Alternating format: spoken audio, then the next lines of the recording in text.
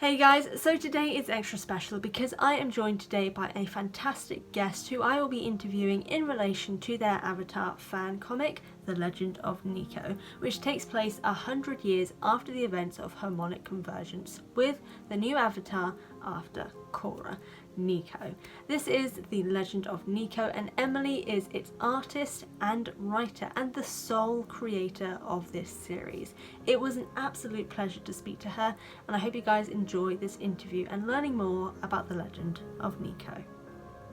So for anyone out there who may not have heard of Legend of Niiko, of course it is the story that follows the journey of the new Avatar after Korra, called Avatar Nico, who, before even his announcement as Avatar, is caught up in the political drama of this world and a rivalry between protection services.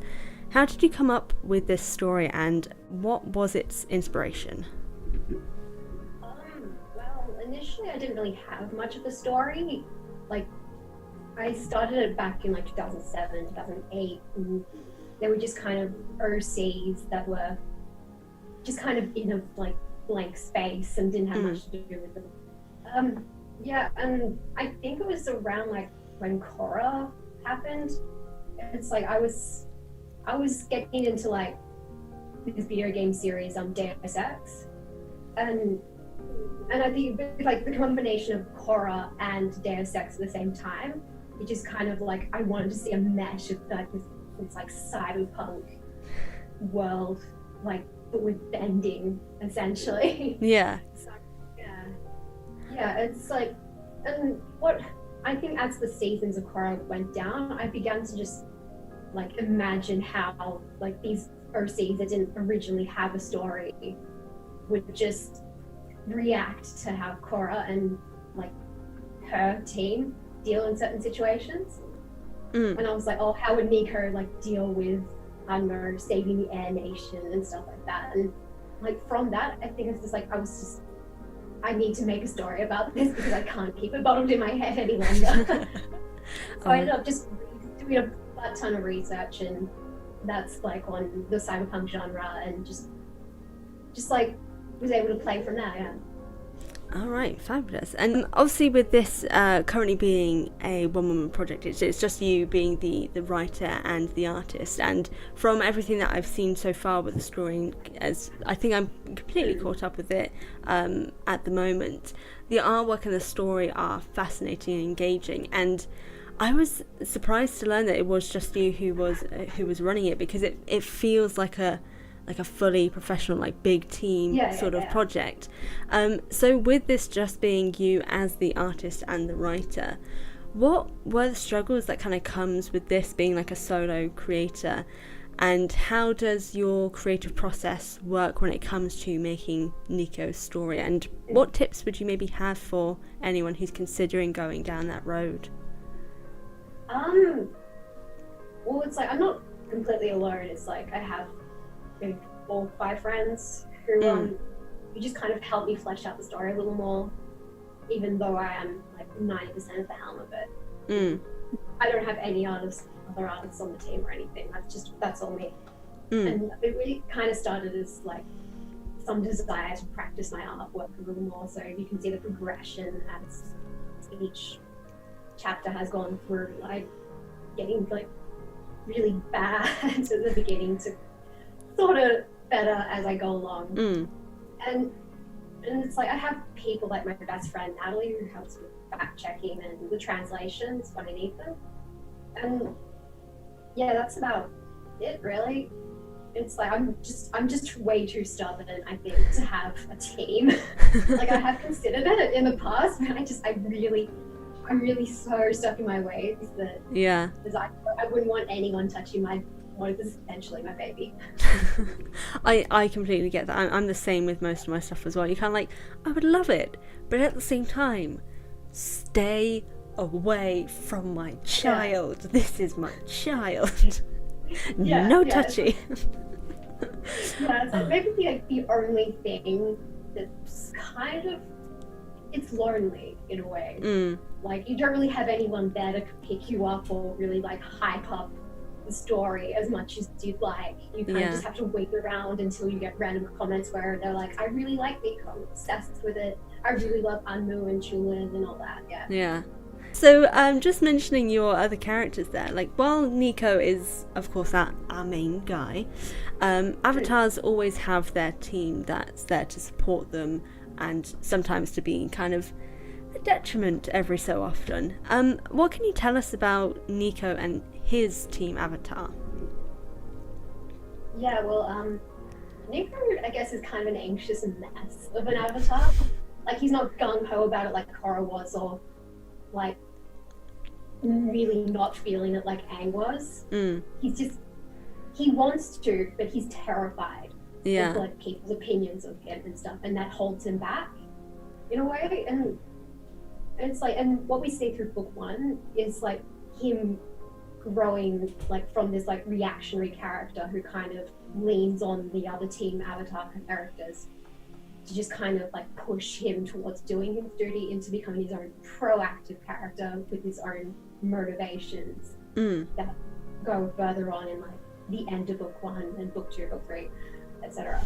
And it's like we also have like Anmu, I think is probably the one who like maybe pushes him the hardest. Like she's very like hot-headed and aggressive, and she wants essentially an avatar Korra there because she loves the history of Korra, and she's the resident Korra history buff, and Nico's not living up to these like expectations that she's had, and it's let her down essentially. And you have like Chulin and Rao, who like I consider them kind of a unit because like by the time the story starts, like, I think between chapter 1, chapter 2, maybe chapter 3, whatever, they're dating at that point, but it's not something we gradually see. It's just kind of like that one straight couple in a friendship group who are always together. So you always kind of like tie them together in any situation, like like A and B are going to be there. That designated couple of every friendship group. That's pretty much what they are. And it's like also in book one you have Elka. So she doesn't really have much interaction with Team Avatar in book one outside of like whatever interaction she has with Nico, because like she's kind of like the vocal point of where we like how the spirit protection forces work. We see everything about how they were made, how they function, her relationship with them and everything through her eyes as she kind of begins to see how corrupt and everything they are. Alright, fascinating. And just speaking of the Spirit Protection Group, so obviously currently multiple chapters of Nico's story have been released, which introduces this new political landscape, technology, and basically just universe expansion. Can you give us some inside scoops as to some of the things that you have introduced and what led to this addition, such as the Spirit Protection?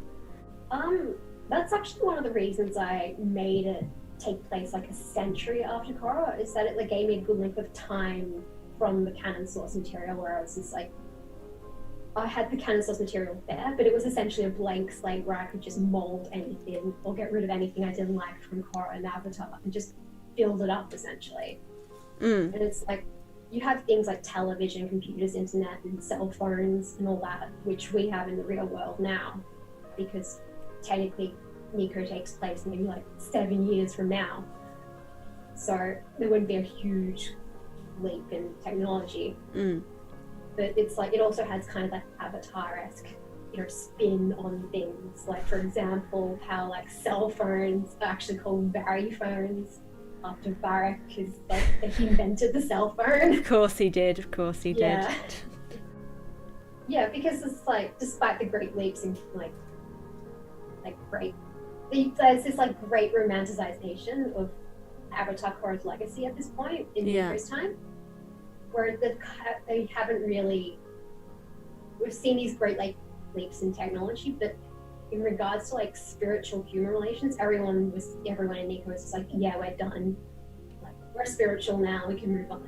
Spirit portals are there, And so like the relations between them have kind of gotten like sort of like thrown them on the wayside, essentially. Like so you have this kind of political powder keg, like, of spiritual and human relations at the beginning of Nico that he's just kind of thrown into, essentially. Yeah.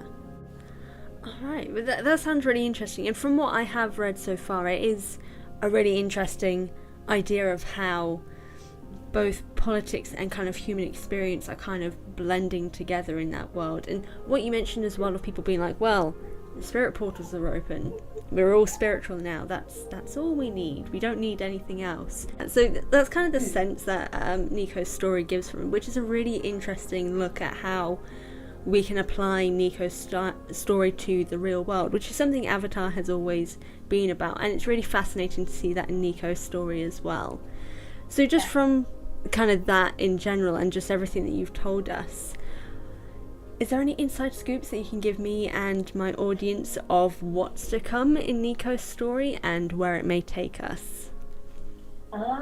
Yeah, I'm actually pretty open about spoilers. Like, I don't Okay. say that much.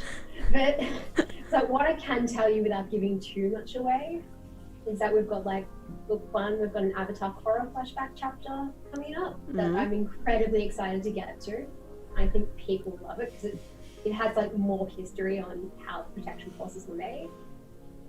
And we'll be traveling across the Earth Nation, meeting humans and spirits and establishing that relationship. And also we might see the past avatars again, just not in a way readers will expect or even maybe want in this case. Oh, guys, you hear that? And go check it out. Go read Legend of Niiko, because oh wow, that's gonna get some people interested and invested to see what's happened. I think this may be one of the first of, obviously there's quite a few Avatar fan comics out there. I think this is the first that sounds like it's gonna broach the spirit side and the past Avatar side of things in a story. So that should hopefully, and it should, guys, listeners, go read it. Go read Legend of Niiko. Like, stop watching my video. Go read it. And just kind of on that note as well, to get people to read and support you, before we sign off here, where can people find and support you individually and also Legend of Niiko itself? Yeah. It's like you can read the Legend of Niiko at its official site, which is nico-comic.com. And it's also on Webtoons, which I update the exact same time anyway. And you can also find me on like Instagram as Emily, that's NUEMILEE, and on Twitter as Nico Comic, which is just all one word. Alright, fantastic. And guys, of course, as per usual, all of these links will be in the description box. So go down there, go check those links out, go follow, go. I'm guessing it's Webtoons has a subscribe thing on it, doesn't it? Yeah. So go follow, subscribe, go share, shout it from the rooftops, all that good stuff. And Emily, again, thank you so much for coming to talk to me. This sounds like a fantastic story, and I can't wait to see where it goes. I can't wait to finish writing it. Oh, I think every writer felt that. Like I said, it was an absolute pleasure speaking to Emily and learning more about the Legend of Niiko. Are you guys now more invested and interested in the story? Well, you should be, because if not, why are you on my channel? It's Avatar. Go support it. All the links to go support Legend of Niiko are in the description box, alongside the links to my social media, my merchandise store, and my Patreon. Can't support me on Patreon? Be sure to hit the subscribe button here for my channel and also for Legend of Niiko. Again, thank you guys so much for watching, and to Emily for joining me today, and I will see you guys next time.